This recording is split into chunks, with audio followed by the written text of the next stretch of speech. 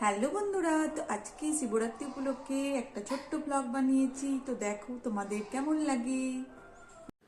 প্রথমেই আমি ছাদে চলে এলাম ঠাকুরের বাসনগুলো মাজবো বলে। তো আমি প্রথমে তেঁতুল নিয়েছি, নুন নিয়েছি, একটুখানি চিনি আর কাগজি লেবুর রস নিয়েছি। এরপর এগুলোকে ভালো করে চটকে নিচ্ছি। আগের থেকে তেঁতুলটা একটু ভিজিয়ে রাখলে ভালো হতো, কিন্তু ভুলে গেছিলাম।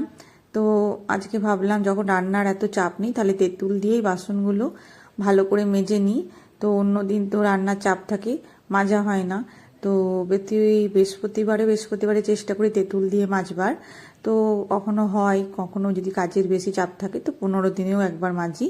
তো ঠাকুরের আমার আলাদা সাবান আছে, সেটা দিয়েই আমি ঠাকুরের বাসন সব মাজি। তো আজকে যেহেতু রান্নার চাপ নেই, সেহেতু ভাবলাম তাহলে তেঁতুল দিয়ে ভালো করে মেজে নিই। আর বৃহস্পতিবারে তাহলে আর মাজতে হবে না। তো আজকেই ভালো করে বাসনগুলো মেজে নিচ্ছি সব। বৃহস্পতিবারেও মানে মাজবো, কিন্তু তেঁতুল দিয়ে আর মাজবো না। তো বাসন মোটামুটি আমার মাজা হয়ে এসেছে। তেঁতুল দিয়ে মাজতে গেলে একটু টাইম লাগে তো আসলে বাসনগুলো মাজতে। তো আগে তেঁতুলটা একটুখানি ভিজতে দিতে হয়, তারপরে সেটাকে ভালো করে রগড়াতে হয়, নালে ভালো করে পরিষ্কার হয় না। তো বাসন মোটামুটি আমার ধোয়া হয়ে গেছে। আমার অনেক বাসন থাকে, স্টিলেরও কিছু বাসন আছে, দুধের বাসন, দুধের গ্লাস।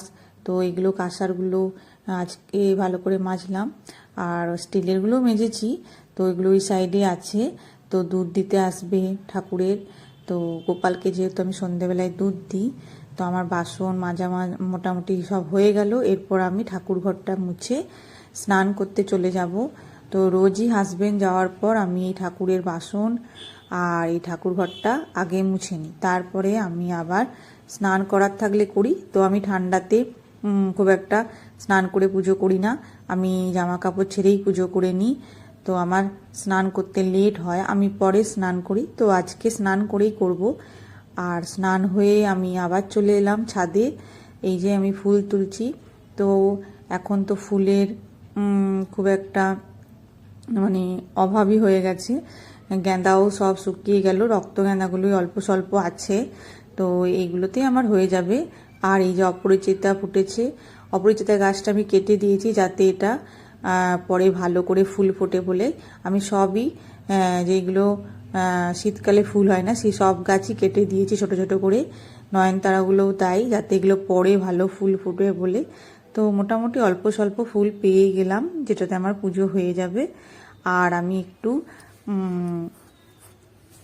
আকন্দ ফুলও তুলে রেখেছি, কালকেই আমি তুলে নিয়েছি অনেকটা আকন্দ ফুল, যদি আজকে সকালে না পাই সেই জন্য। এই যে আর একটু সকালেও পেলাম, তো দেখলাম রয়েছে, তো সকালেও অল্প তুলে নিয়ে এলাম। যদি না তুলতাম তাহলে দেখতাম একটাও ফুল নেই, যেহেতু আগের থেকে তুলে রেখেছি সেই জন্য গাছে অল্প স্বল্প ফুল ছিল। তো দুটো মালা তৈরি করব, একটা মেয়ে পরাবে আর একটা আমি পরাবো।